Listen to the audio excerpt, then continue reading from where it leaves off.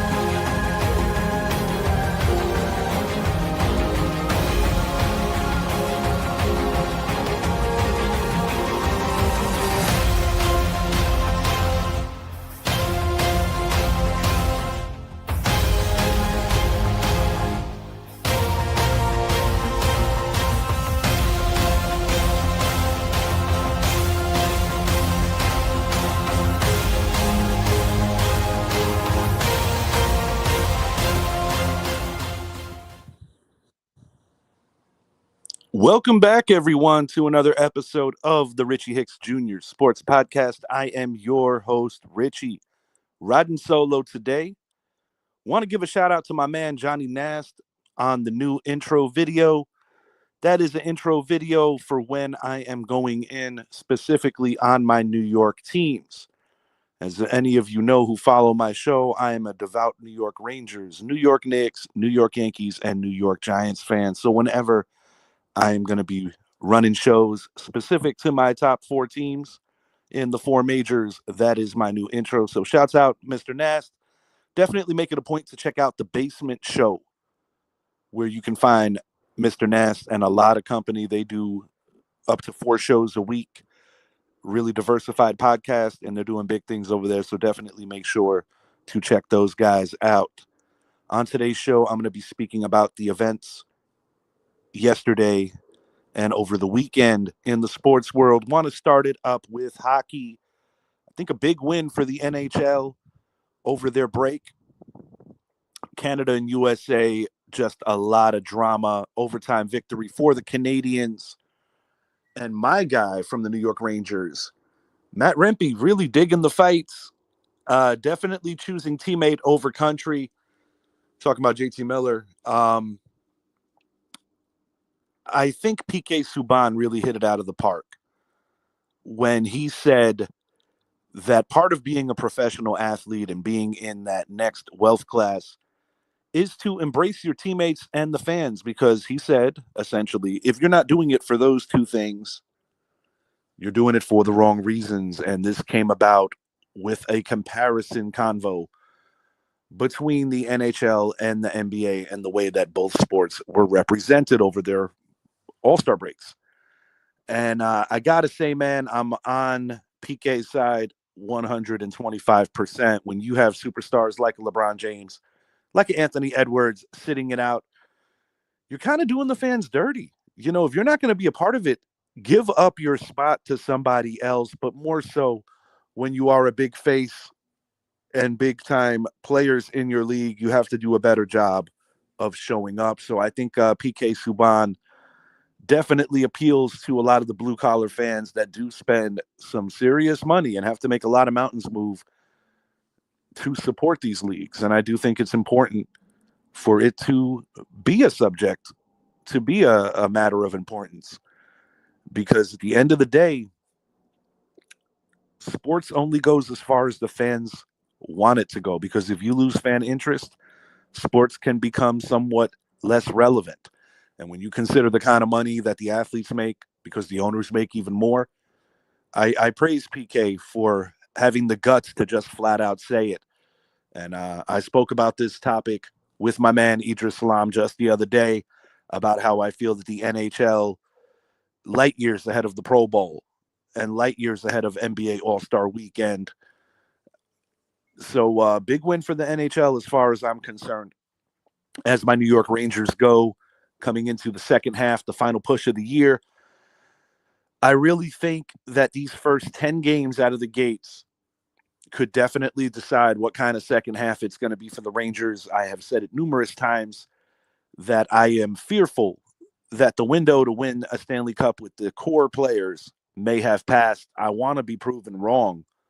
But after last year's crushing loss in the Eastern Conference Finals, after blowing a 2-1 series lead, it just seems like the Rangers have not exactly been able to shake that.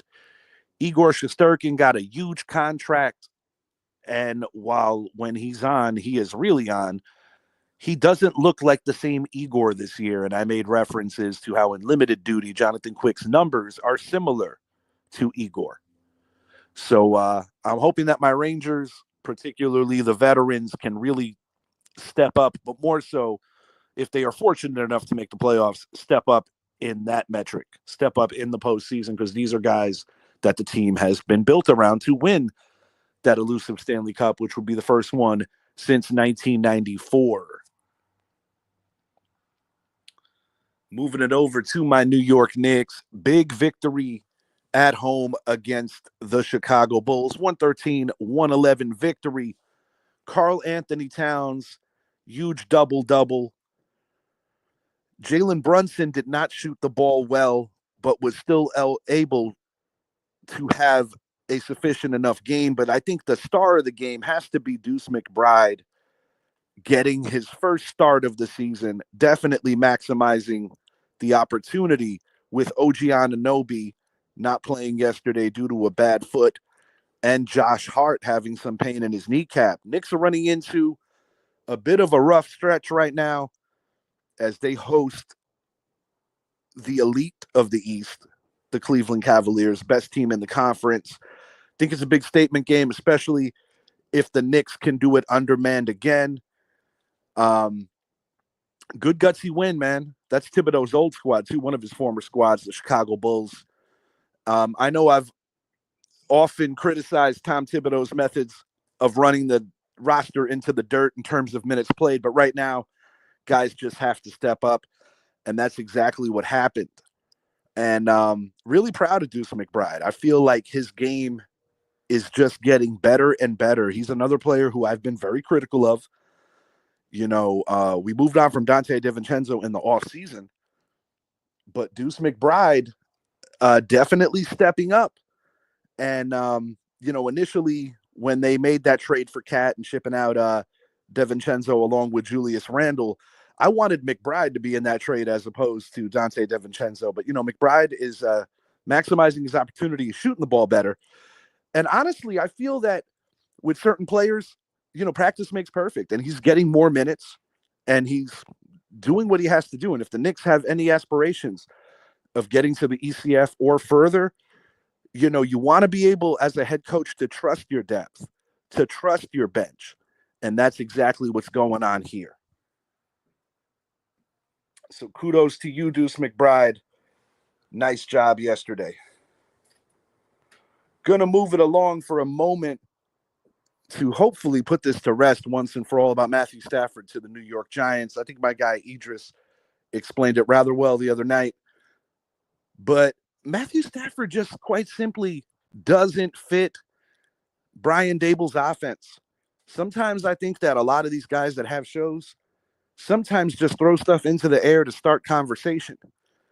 But I don't see in any metric. I'm not even talking about moving on from the 3 pick. I'm talking about just in general why acquiring a Matthew Stafford would make sense for the New York Giants when that read option is solely predicated off of having good mobility. Matthew Stafford is the quintessential traditional pocket passer, and he does not make sense in East Rutherford. And I really hope that I stop hearing about that silly ass rumor. New York Yankees kind of shocking the world as they lifted the facial hair rule. We've seen guys like Alex Verdugo, among others, kind of poke fun at the rule. Verdugo saying recently that whoever his next team is, he feels like he could be himself again. I don't know how I feel about it because the last time that this wasn't a thing was before the 80s. So I can't say that I ever saw a Yankee team that was able to have facial hair, you know, outside of your mustache. We're talking about beards, things of that nature. I mean, shoot, I remember to age myself a little when the team wouldn't play Don Mattingly because they wanted him to get a haircut. I understand that in that regard, the appearance of the New York Yankees has always to a level been paramilitary.